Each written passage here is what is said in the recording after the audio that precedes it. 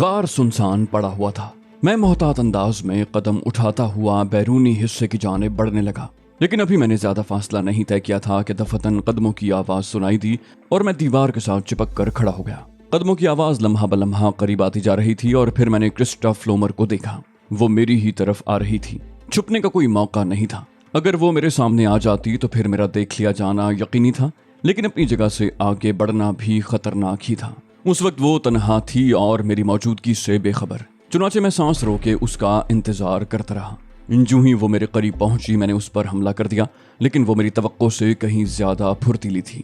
اس نے تیزی سے گھوم کر میرے گھٹنے پر اس زور سے ٹھوکر رسید کی کہ میں لڑکھڑا کر رہ گیا۔ وہ غرائے ہوئے لہجے میں بولی، تمہارا کیا خیال ہے؟ کیا اتنا ہی ناکارہ ہونا چاہیے تھا مجھے؟ میں گرین پول کی ون ہوں۔ اس کی آواز میں بے پناہ غراہٹ تھی۔ میں نے سنبھل کر اس پر رائفل کی سنگین سے حملہ کر دیا، لیکن اس کے ساتھ ہی میں نے اس بات کا اعتراف بھی کیا تھا کہ وہ شاید دنیا کی سب سے پھرتیلی عورت ہے۔ اس نے فوراً ہی میرا وار بچایا اور اس کے ساتھ ہی وہ اس طرح اچھلی جیسے فلائنگ کک لگانا چاہتی ہو۔ میں نے سنبھلنے کے لیے جگہ بدلی، لیکن اچانک اس کی دوسری ٹھوکر میرے ہاتھ پر لگی اور رائفل میرے ہاتھ سے نکل کر دور جا گری۔ مجھے نہتہ دیکھ کر اس کے ہونٹوں پر مسکراہٹ پھیل گئی تھی۔ ہم دونوں چند لمحے خاموشی سے ایک دوسرے کو دیکھتے رہے۔ کرسٹا فلومر اگر چاہتی تو اس وقت اپنے آدمیوں کو آواز دے کر بلا سکتی تھی، لیکن وہ بھی خاموش تھی۔ اس کا مطلب تھا کہ اسے اپنے آپ پر بہت اعتماد ہے اور کسی ایک آدمی کو وہ کوئی حیثیت نہیں دیتی۔ چند لمحے تک خاموش رہی۔ اس کے بعد کرسٹا فلومر نے ہی حملہ کرنے میں پہل کی تھی۔ اس نے ایک بار پھر مجھے جھکائی دی اور ایک زوردار ٹھوکر میرے پیٹ میں لگائی۔ میں خود کو اس ٹھوکر سے نہیں بچا سکا تھا۔ اس نے وقت ضائع کیے بغیر کراٹے کا ایک زوردار ہاتھ میری گردن پر مارا۔ اچٹتا ہوا ہاتھ لگا تھا۔ اگر بھرپور لگ جاتا تو نہ جانے کیا ہوتا۔ میں نے خود کو سنبھالا اور اچھل کر اس کے سر پر ٹھوکر رسید کی۔ میری یہ ضرب کامیاب رہی تھی۔ وہ لڑکھڑا کر دیوار سے جا لگی اور زور زور سے سر کو جھٹکنے لگی۔ میں نے اچھل کر اس کے منہ پر ایک اور ٹھوکر لگانا چاہی، لیکن میری پنڈلی پر لگنے والی ضرب نے میرے ہوش و حواس درست کر دیے تھے۔ میں لڑکھڑاتا ہوا کئی قدم پیچھے ہٹ گیا۔ وہ بولی، بے وقوف آدمی، میں تم جیسے 10 آدمیوں کے لیے تنہا ہی کافی ہوں۔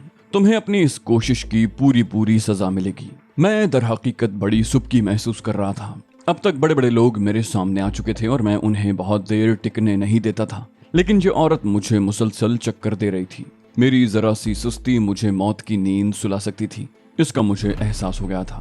وہ مارشل آرٹ میں مکمل مہارت رکھتی تھی۔ میں نے ایک بار پھر اپنے آپ کو سنبھالا اور اس بار یہ بات سوچ لی تھی کہ مجھے یہ تصور ذہن سے نکال دینا ہے کہ کسی عورت سے میرا مقابلہ ہے۔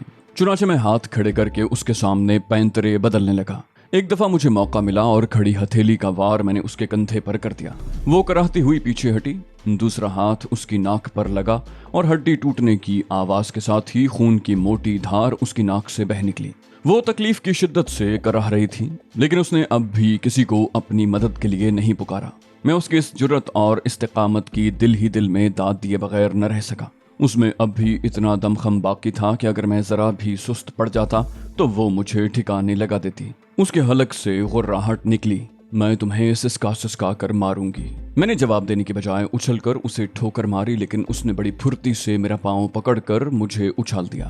میں نیچے گرا تو وہ مجھ پر کسی خونخوار بلی کی طرح جھپٹی، مگر میرے دوسرے پیر کی ٹھوکر پوری قوت سے اس کی پسلیوں پر لگی اور اس بار اس کے حلق سے ایک دل خراش چیخ نکل گئی۔ وہ دونوں ہاتھ سینے پر رکھ کر اوندھی ہو گئی اور اس کے بعد شاید اس میں سکت نہیں رہی تھی کہ وہ مجھ سے مقابلہ کرے۔ چنانچہ وہ پیچھے کھسک کر اٹھنے کی کوشش کرنے لگی اور اس میں وہ کامیاب ہو گئی۔ دوسرے ہی لمحے پلٹ کر واپس دوڑی۔ غالباً اب اسے اندازہ ہو گیا تھا کہ میں اس کے بس کی چیز نہیں ہوں، لیکن اگر وہ اس وقت میرے ہاتھ سے نکل گئی تو میں زندگی بھر اس کے چنگل سے نہیں نکل سکتا، کیونکہ اب معاملہ زندگی اور موت کا ہو گیا تھا۔ میں اپنے جسم کی تمام تر توانائی کے ساتھ اس کے پیچھے دوڑا، لیکن اس کے دوڑنے کی رفتار بھی کافی تیز تھی۔ ان غاروں میں مجھے راستوں کے بارے میں بھی کچھ پتہ نہیں تھا۔ جگہ جگہ راستے میں موڑ آ رہے تھے اور مجھے تیز رفتاری کے سبب خود کو سنبھالنا پڑتا تھا، ورنہ یہ بھی ممکن تھا کہ میں پتھر کی کسی چٹان سے ٹکرا جاتا اور پھر وہیں ڈھیر ہو جاتا۔ کرسٹا فلومر راستے کے ہر پیچ و خم سے واقف تھی، چنانچہ اس کے لیے ان سرنگوں میں برق رفتاری سے دوڑنا میری بنسبت زیادہ آسان تھا، لیکن پھر بھی مجھے اس کی تیز رفتاری دیکھ کر حیرت ہوئی، کیونکہ عام عورت زخمی حالت میں اس طرح ہرگز نہیں دوڑ سکتی۔ کرسٹا فلومر یقیناً ایک غیر معمولی عورت تھی۔ ایک لمبی سرنگ عبور کرنے کے بعد وہ ایک ہال میں داخل ہو گئی۔ जो ही मैं उसके पीछे हॉल में दाखिल हुआ, हॉल में बैठे हुए कई आदमी उछल कर खड़े हो गए और फिर उन्होंने पिस्तौल निकाल लिए। मैं एक लम्हे के लिए ठिठक कर रुका और सूरत हाल का अंदाजा करते ही वापस भाग पड़ा, लेकिन उसी वक्त अंधाधुंध फायरिंग शुरू हो गई। एक गोली मेरी पिंडली में लगी और मैं दौड़ते दौड़ते गिर पड़ा। गिरते हुए मेरा सर किसी पत्थर से टकराया और मेरी आंखों के सामने सितारे से नाच गए। अपनी इस कोशिश में मैं नाकाम हो गया था और अब लेकिन जहन इससे आगे कुछ न सोच सका। मेरा जहन अथाह तारीकी में डूबता चला गया। न जाने कब तारीकियां छटी। इसका एहसास अलबत्ता बाहर होने वाली रोशनी से हुआ, वरना जहां मैं मौजूद था वहां तो तारीकी ही छाई हुई थी। दिमाग में शदीद सनसनाहट की सी कैफियत थी। हाथ से सर को टटोला तो पट्टी बंधी हुई महसूस हुई। टांग में भी खासी तकलीफ थी। मुझे गुजरे हुए वाकयात याद आने लगे और फिर मैंने टांग को अपनी जगह से हिलाने की कोशिश की। इस कोशिश में नाकामी नहीं हुई, बस दर्द की एक लहर पूरे बदन में फैल गई। मैंने कोहनी टिकाकर उठने की कोशिश की। बदन के नीचे नरम बिस्तर भी था, कोई दिक्कत नहीं हुई। पिंडली के जख्म को टटोल कर देखना पड़ा था, चूंकि जहां मैं मौजूद था वहां अंधेरा फैला हुआ था। पिंडली भी बंधी हुई थी। पट्टी से एहसास हुआ कि हड्डी सलामत है। गोली सिर्फ गोश्त को चीरती हुई गुजर गई है। एक ठंडी सांस लेकर मैं दोबारा लेट गया। हरकत करने से खासी तकलीफ हो रही थी। कुछ नक्काहत भी थी जिससे एहसास होता था कि शायद खून ज्यादा बह गया है। जगह के बारे में कोई अंदाजा नहीं था कि किस जगह हूँ। वाकयात चूंकि याद आ चुके थे, इसलिए इतना जरूर अंदाजा था कि मैं किसी मुनासिब जगह नहीं हूँ।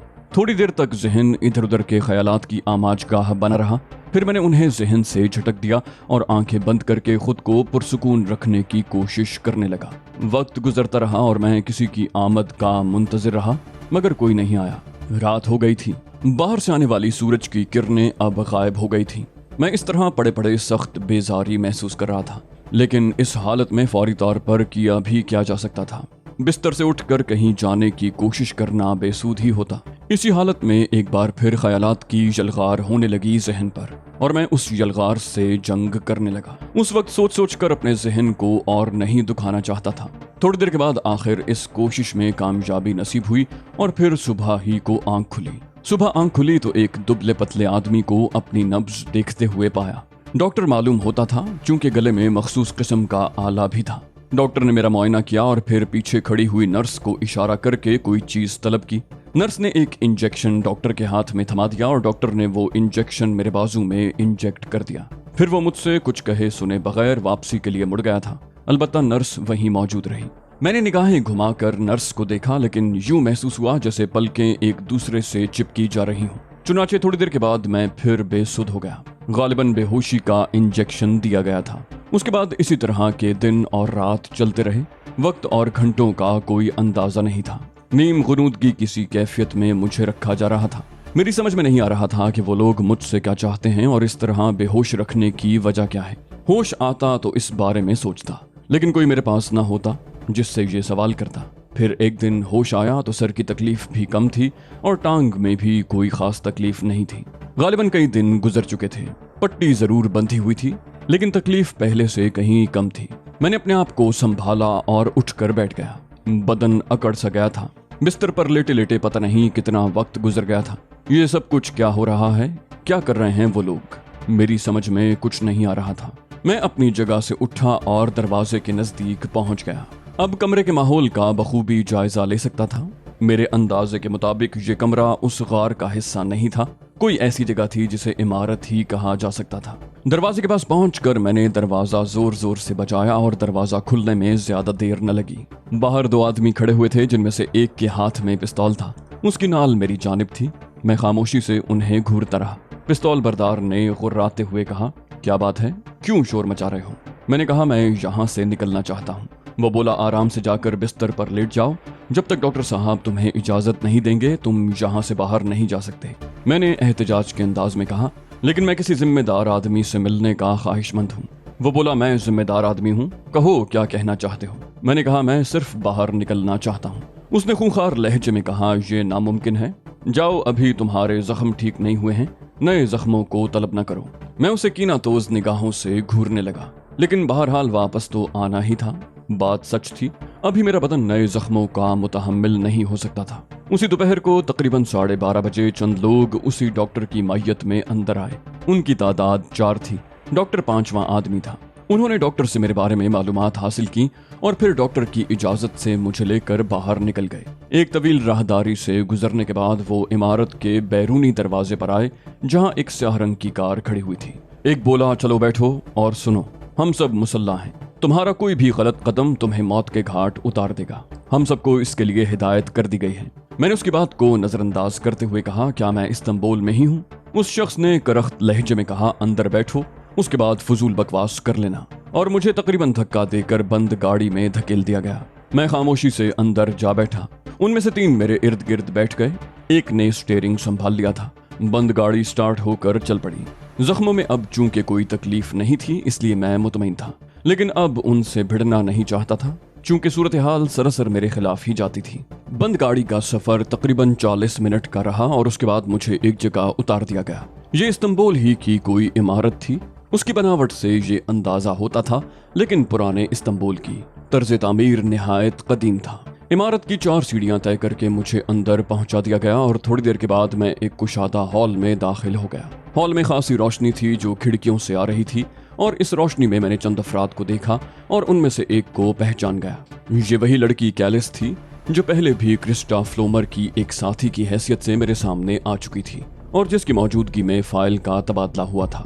लड़की अपनी जगह से उठी और बाहर निकल गई। मुझे एक सोफे पर ला कर बिठा दिया गया और मुझे लाने वाले बाहर चले गए। अंदर जो लोग मौजूद थे वो उसी जगह बैठे हुए थे। उनकी आंखों में मेरे लिए अच्छे तासुरात नहीं थे। कैलिस तकरीबन 10 मिनट के बाद अंदर दाखिल हुई तो उसके साथ एक और शख्सियत भी थी जिसे देखकर मेरे दिल में अजीब से एहसासात बेदार हो गए। ये क्रिस्टा फ्लोमर ही थी, लेकिन खासी खस्ता हालत में। पेशानी पर पट्टी बंधी हुई थी, नाक पर बहुत बड़ा टेप लगा हुआ था। शायद और भी जख्म थे उसके बदन पर और वो किसी कदर लंगड़ा कर चल रही थी। वो मेरे सामने ही एक सोफे पर आकर बैठ गई। कैलिस उसके अकब में जा खड़ी हुई। बाकी जो अफराद पहले से वहां मौजूद थे वो मुअद्दब हो गए। क्रिस्टा फ्लोमर मुझे खूंखार अंदाज में घूरती रही और फिर उसकी आवाज उभरी, क्या तुम इसके लिए मेरे शुक्रगुजार नहीं हो कि अभी तक जिंदा हो? न सिर्फ जिंदा बल्कि सही हालत में हो। मुझे पहचानने की कोशिश करो। क्रिस्टा फ्लोमर अपने दुश्मनों के साथ भी अच्छा सलूक करती है और इस बात की ख्वाहिशमंद रहती है कि जब तक वो अपने हाथ पांव हिलाने के काबिल न हो जाएं, उन्हें मौत की सजा न दे। क्या समझते थे तुम अपने आप को अली यार खान? क्या सोचा था तुमने अपने बारे में? उसकी आवाज में गुर्राहट थी। नाक की हड्डी टूटने की वजह से उसकी आवाज काफी तब्दील हो गई थी और उसमें किसी कदर मिनमिनाहट शामिल हो गई थी। मैं बेइख्तियार मुस्कुरा पड़ा।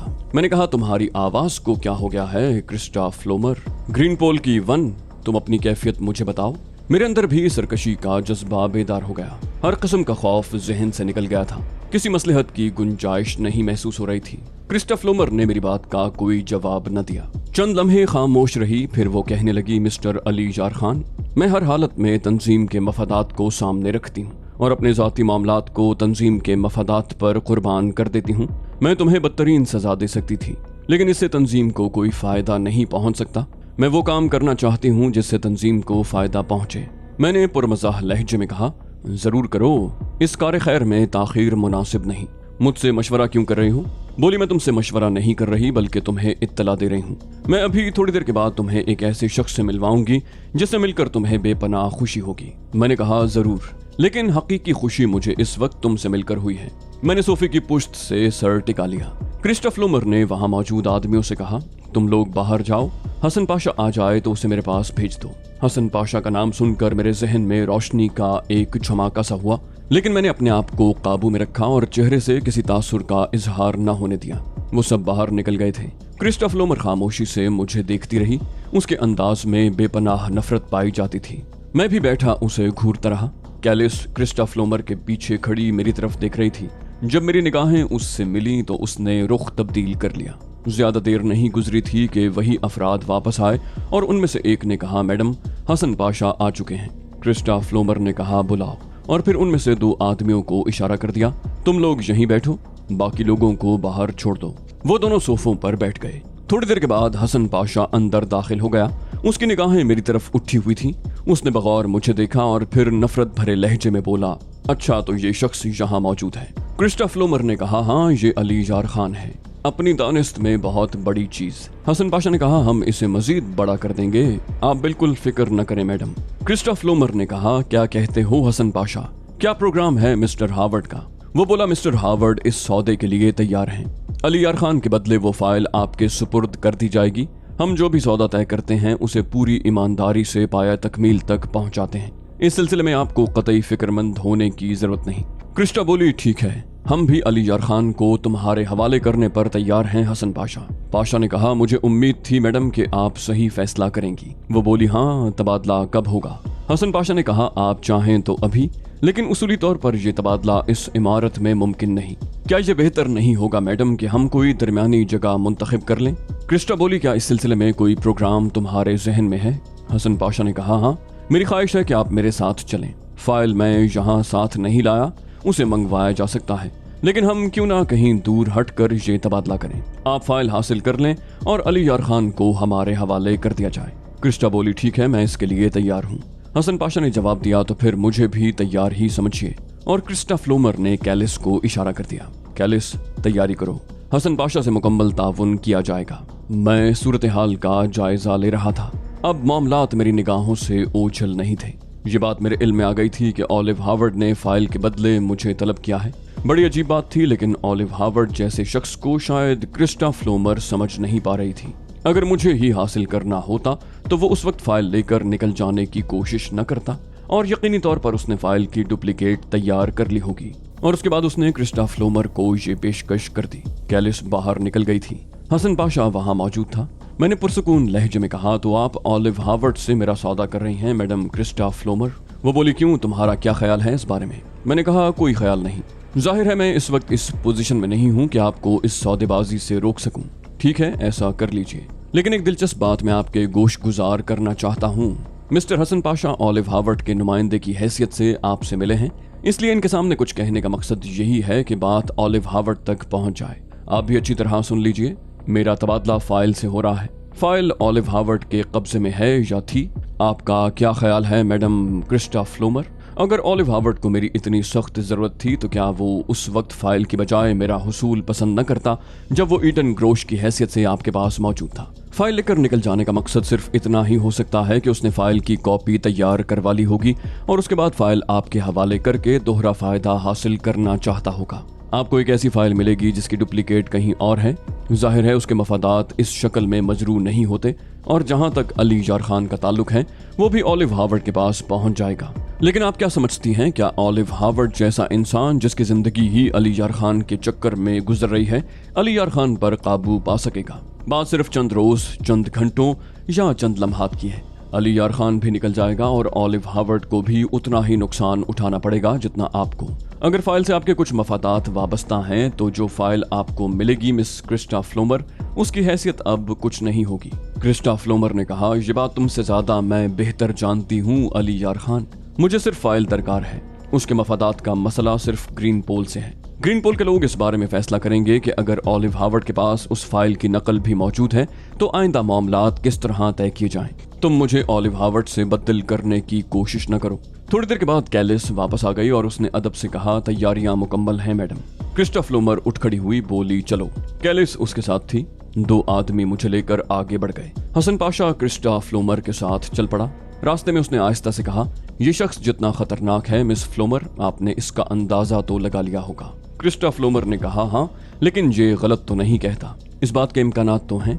हसन पाशा बोला, नहीं madam, mister Harvard fair dealing के कायल हैं। क्रिस्टा फ्लोमर ने तुर्श लहजे में जवाब दिया, बस प्लीज, मैं बेमकसद बातें करना पसंद नहीं करती। हम लोग बाहर आ गए। एक बड़ा सा बंद ट्रक बाहर मौजूद था। गालिबन उस पर किसी कंपनी का मोनोग्राम बना हुआ था जिसके अल्फाज मेरी समझ में नहीं आ सके चूंकि वो मकामी जबान में थे। ट्रक का अकबी हिस्सा इंतहाई आरामदेह था। उसे ट्रक की बजाय ट्रेलर कहना ज्यादा मुनासिब था। हम आरामदेह सीटों पर बैठ गए।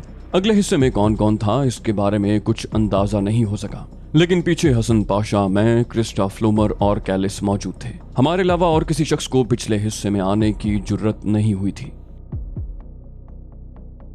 तो दोस्तों, ये थी हमारी आज की एपिसोड। उम्मीद करते हैं आपको हमारी कहानी पसंद आई होगी। जाने से पहले इस वीडियो को लाइक कीजिए और शेयर करना मत भूलिए। कमेंट करके हमें बताइए कि आपको हमारी वीडियो कैसी लगी, और अगर अभी तक आपने इस चैनल को सब्सक्राइब नहीं किया तो इसे सब्सक्राइब कीजिए और बेल आइकन दबाकर ऑल नोटिफिकेशंस ऑन कर लीजिए।